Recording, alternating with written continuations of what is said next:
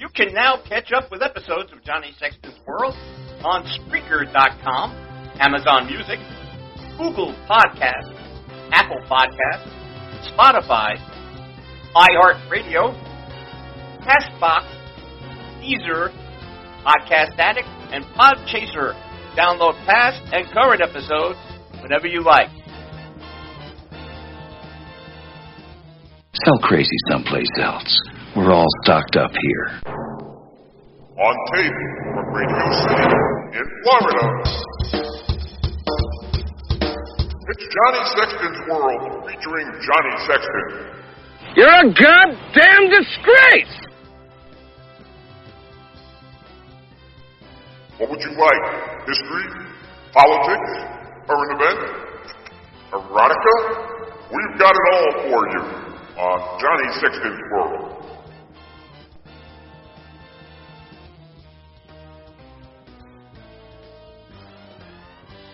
Today's show is brought to you by Joe's Gaslighting. Are you trying to give me the double talk? No, we're not giving you the double talk. We're selling it here at Joe's Gaslighting. Joe's Gaslighting is the wholly owned subsidiary of Hunter Biden Industries. And now, because you have to pay your penance somehow, Johnny Sexton. It's like I picked the wrong week to quit drinking. Thank you very much, Jiggs Jiggerson and the band. It's Johnny Sexton's World. I am Johnny Sexton. Thank you for downloading this podcast.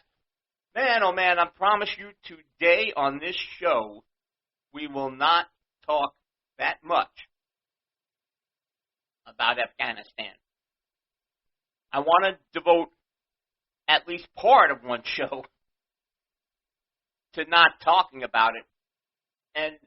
But the problem is that it's such a mess, number one. But the second problem is everything always doubles back to this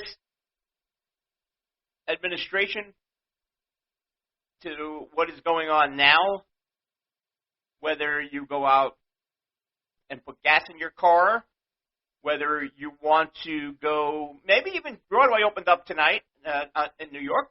You want to even fly up to New York and see a Broadway show, you know.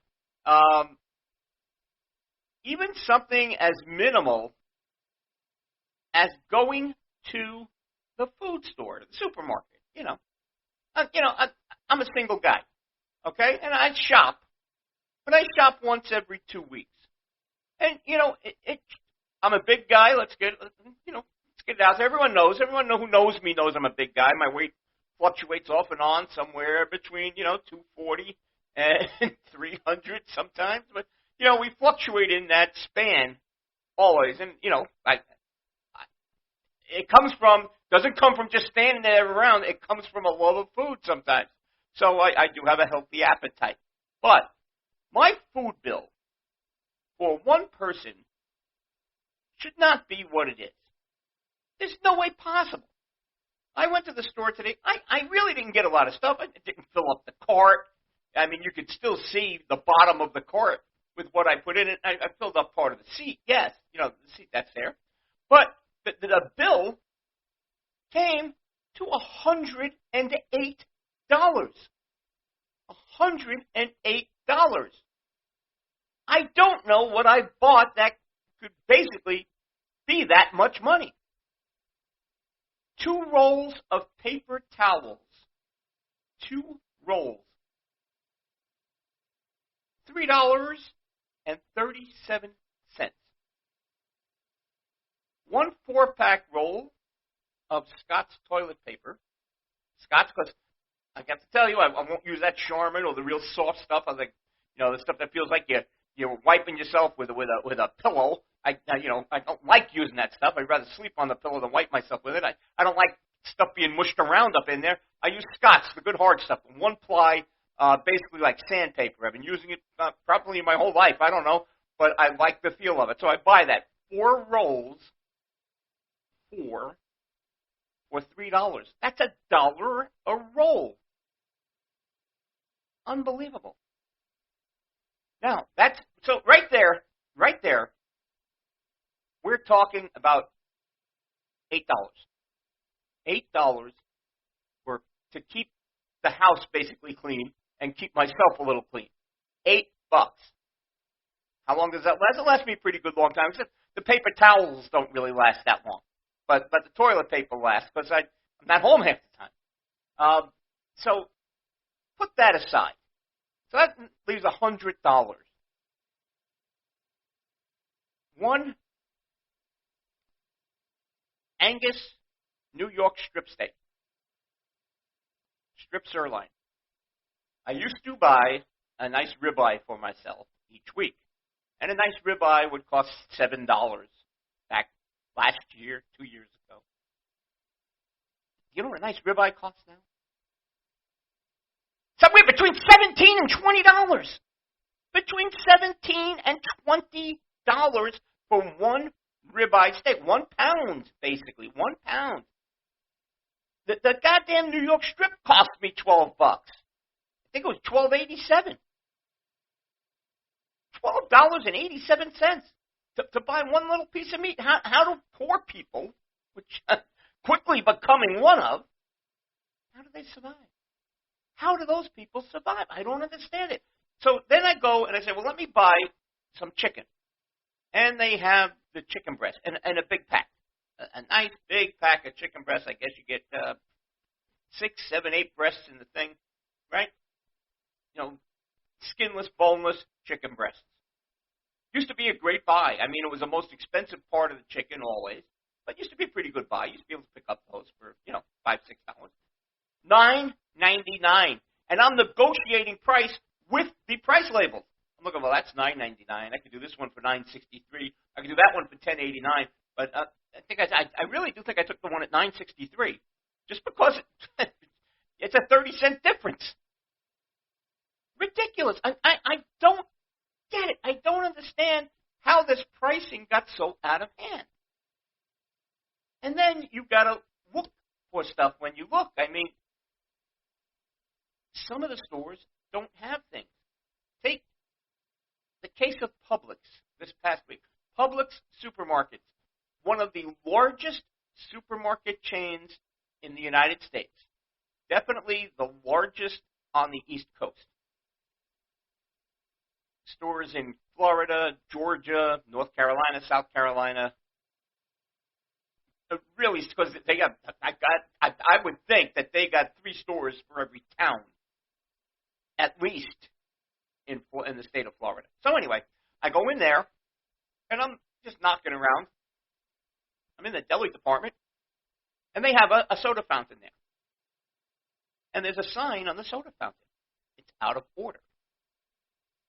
So I walk up to it, and the sign actually says this. We are in negotiations with our cup supplier so we can receive cups again. The fountain will be out of order until further notice. Because I don't have damn cups! It's a paper cup. How can you not have paper cups? What has happened to the supply chain here in the United States? I am sure Publix has, a warehouse, which I know they have. In the warehouse, you keep what's called par levels. So you keep a certain amount so you never run out. Now, their stores have been around forever, so they know when they're going to run out. They know when they're not going to have. But they can't even get enough to cover their par levels in the warehouse. It makes no sense. None of this is making sense, people. Think about it. You can't settle this. I walk through these stores. Some of the shelves have nothing on them. Nothing. I wanted a bottle of Gravy Master today. Gravy Master. Because I'm making some hamburgers. I love hamburgers. I got to admit, I'm like a wimpy when it comes to hamburgers. But I want to make them. I need Gravy Master to make them because that's the way I learned to make them from my mother years ago. They don't have it. They're out. Out of Gravy Master. A kitchen staple forever. I had to settle for Kitchen Bouquet. I don't even know what that crap is. I have no idea, but I'm going to try it. I can't. There's something wrong here. Totally wrong. And I'm a little bit of a nosy guy when I go shopping. So I'm walking through the aisles, and I notice You ever see, you go past the canned meat section where they have the corned beef hash and the Hormel chili and the canned spam. So I look at one of those shelves, and on the shelf is it's basically 3 cans of canned corned beef. Canned corned beef. Now this gives you all you need to know about where we are as a country. Canned corned beef shouldn't be too complicated, right? So we have 3 different companies selling canned corned beef. We have Hormel, Libby's, and Great Value, which is the Walmart brand. Now, the Walmart brand, I understand, in big letters across a brown ribbon going across the front, it says, made in Brazil. Or, it doesn't say made in Brazil, it says product of Brazil. The Libby's version, which on their canned corned beef label actually says number 1, a big 1 with a hashtag next to it in red, and underneath in a yellow ribbon in red underneath it says in America, number 1 in America, and right next to that it says product of Uruguay. Now the Hormel, not to be outdone, they have premium quality corned beef. I guess it's much different. And they must make it different in Brazil, because that's a product of Brazil also. So, we're not even making corned beef here. We're not making corned beef here in the United States. A product that we can readily get. I mean, we have livestock up the ass, or ass up the ass, or whatever you want to call it. But I readily see fruit that comes from Guam or Brazil or Costa Rica. Nothing made, no fruit made in the United States. We grow fruit here, but there's nothing there from the United States. Meat, processed in Mexico, processed here, processed there. We've got livestock. If you start to read boxes and labels, you'll see that your food comes from all over the world, and hardly any of it comes from the United States. How is that possible? I don't know. Maybe the fact that we can't get paper cups would mean we wouldn't be able to get meat if we made meat here. But I don't know. This is like becoming a communist country. The food is getting more scarce. I left my New York accent in there, and getting more expensive as we go along. Like I said, single guy, $108. And I can remember what I bought on my hand. Chicken, hamburgers, chopped meat, steak, stuffed or spaghetti sauce, frozen onion rings, some garden spring mix, tomatoes, a dozen eggs, 2 bottles of cheap bleach cleaner. Nothing you can't find is cleaner with bleach in it. But I got 2 bottles of the Walmart cleaner at 99 cents a bottle. And to be honest with you, I can't remember anything else that I really added on. Oh, bread, hamburger rolls, 8-can case of a pack of bubbly, the seltzer, the water, the flavored seltzer. But I can't remember anything else that I had gotten. So not much was filling up this cart. Oh, and some roast beef and some Swiss cheese, right? A pound of roast beef. $10 for a pound of roast beef. Are you kidding me? And a pack of Swiss cheese, I think it's 24 slices for $4.29. Unbelievable. I'm dying here. We're all dying here. We are going to be extinct before you know it. They are going to starve us to death. Remember, they started pushing over the last spring cicada bugs. Eat cicada bugs. I'll pull that up a little bit later. We'll go over that. They wanted you to eat cicada bugs. That's what they were asking you to do. They're really starting to push